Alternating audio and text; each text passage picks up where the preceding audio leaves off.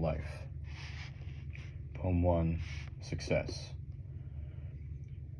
Success is counted sweetest by those who ne'er succeed. To comprehend a nectar requires sorest need. Not one of all the purple host who took the flag today can tell the definition so clear of victory, as he defeated dying on whose forbidden ear the distant strains of triumph break agonized and clear. Poem 2. Our share of night to bear, our share of morning, our blank in bliss to fill, our blank in scorning. Here a star and there a star, some lose their way. Here's a mist and there's a mist, afterwards, day. Poem 3 is called Rouge et Noir. Soul, wilt thou toss again, by just such a hazard? Hundreds have lost indeed, but tens have won in all. Angels' breathless ballot lingers to record thee. Imps in eager caucus raffle for my soul. Poem 4 is called Rouge Gagne. 'Tis so much joy, 'tis so much joy. If I should fail, what poverty! And yet, as poor as I, have ventured all upon a throw, have gained, yes, hesitated, so this side the victory. Life is but life, and death but death, bliss is but bliss, and breath but breath. And if indeed I fail, at least to know the worst is sweet. Defeat means nothing but defeat, no drearier can prevail.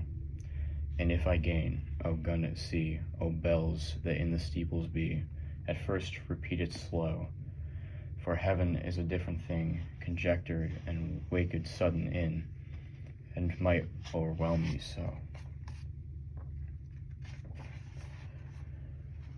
Poem 5. Glee, the great storm is over, 4 have recovered the land, 40 gone down together into the boiling sand. Ring for the scant salvation, toll for the bonny souls, neighbor and friend and bridegroom spinning upon the shoals. How they will tell the shipwreck when the winter shakes the door, till the children ask, but the 40, did they come back no more? Then a silence suffices the story, and a softness the teller's eye, and the children no further question, and only the waves reply. Poem 6. If I can stop one heart from breaking, I shall not live in vain. If I can ease one life the aching, or cool one pain, or help one fainting robin unto his nest again, I shall not live in vain. Poem 7, called Almost. Within my reach I could have touched, I might have chanced that way, soft sauntered through the village, sauntered as soft away. So unsuspected violets within the fields lie low, too late for striving fingers that passed an hour ago. Poem 8. A wounded deer leaps highest, I've heard the hunter tell. 'Tis but the ecstasy of death, and then the break is still. The smitten rock that gushes, the trampled steel that springs, a cheek is always redder just where the hectic stings. Mirth is the mail of anguish in which it cautions arm, lest anybody spy the blood and your hurt exclaim. Poem 9. The heart asks pleasure first, and then excuse from pain, and then those little anodynes that deaden suffering, and then go to sleep, and then, if it should be, the will of its inquisitor, the liberty to die.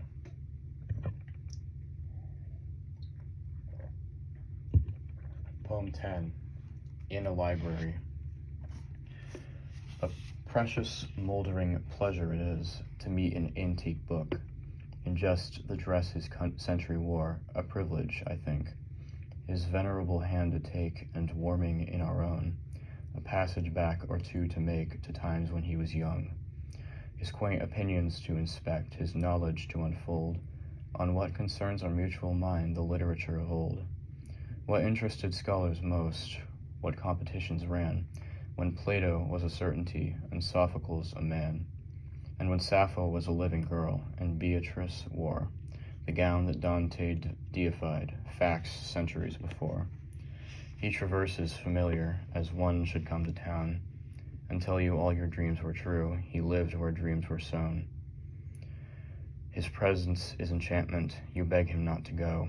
Old volumes shake their vellum heads and tantalize just so. Poem 11.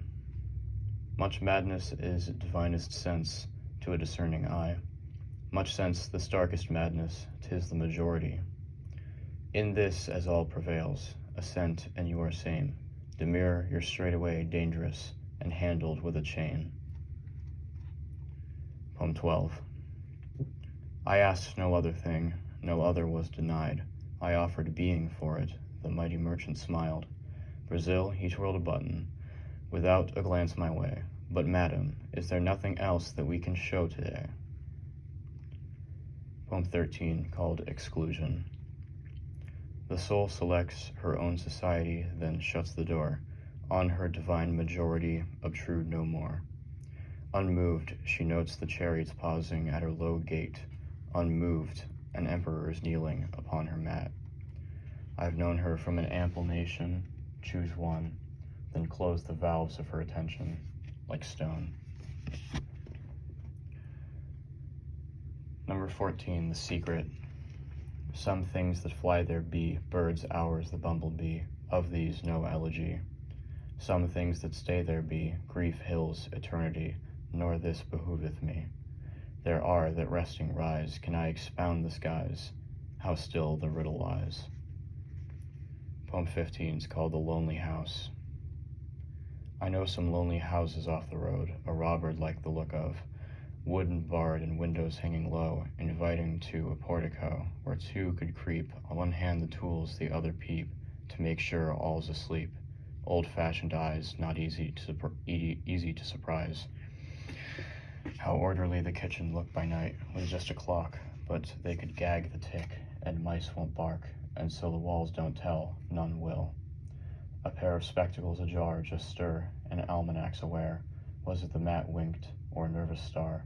The moon slides down the stair, to see who's there. There's plunder. Where? Tankard or spoon, earring or stone, a watch, some ancient brooch, to match the grandmamma stayed sleeping there. Day rattles too, stealth slow. The sun has got as far as the third sycamore, screams chanticleer, who's there? And echoes, trains away, sneer, where? Well, the old couple just astir, fancy the sunrise, left the door ajar.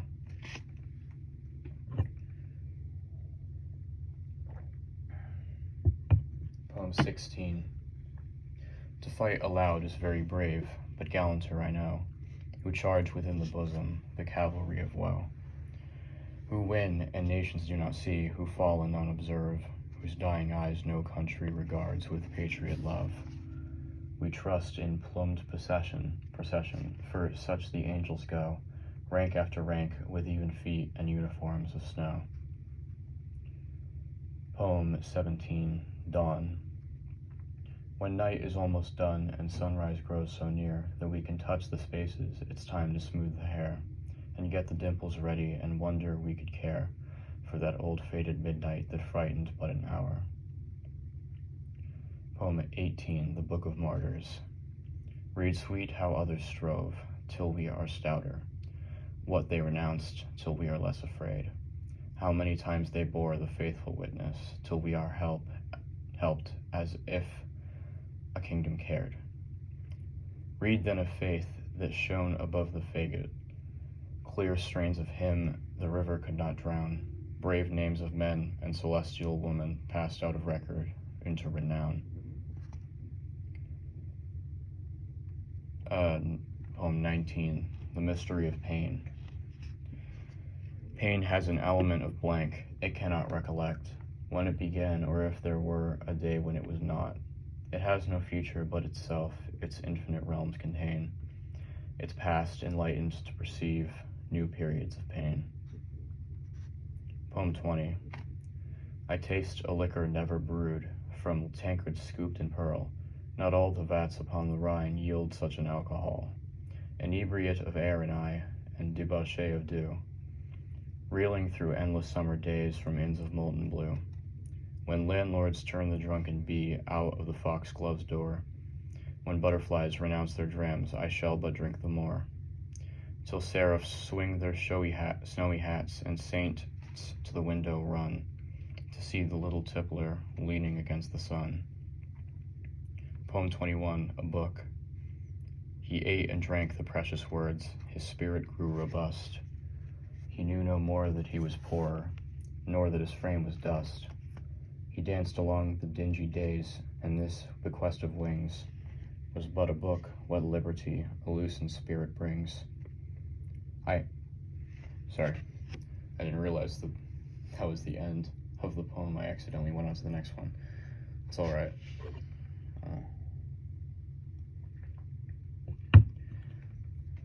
Poem 22. I had no time to hate, because the grave would hinder me, and life was not so ample I could finish enmity. Nor had I time to love, but since some industry must be, the little toil of love, I thought, was large enough for me. Poem 23, on returning. 'Twas such a little boat that toddled down the bay. 'Twas such a gallant sea that beckoned it away. 'Twas such a greedy wave that licked it from the coast, nor ever guessed the stately sails my little craft was lost. Poem 24. Whether my bark went down at sea, whether she met with gales, whether to isles enchanted she bent her docile sails, by what mystic mooring she is held today, this is the errand of the eye out upon the bay. Poem 25. Belshazzar had a letter, he never had but one.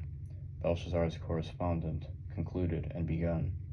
In that immortal copy, the conscience of us all can read without its glasses on Revelation's wall. And poem 26, this is the last of the life section. The brain within its groove runs evenly and true, but let a splinter swerve, 'twere easier for you to put the water back when floods have slit the hills and scooped a turnpike for themselves and blotted out the mills.